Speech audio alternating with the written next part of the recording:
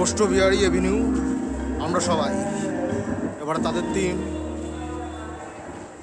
বর্ণ পরিচয় দেখতেই পাচ্ছেন, বাংলার বহু স্বরবর্ণ কিন্তু মণ্ডপ জুড়ে শোভা পেয়েছে।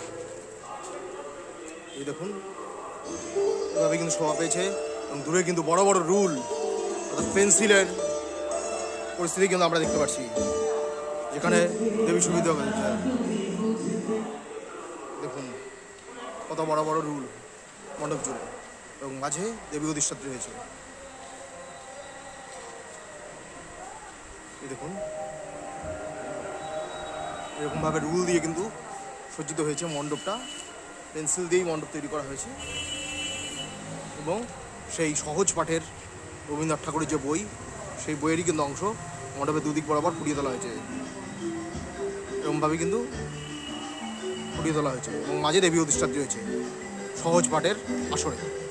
এভাবেই আমরা মণ্ডপটা উপভোগ করলাম।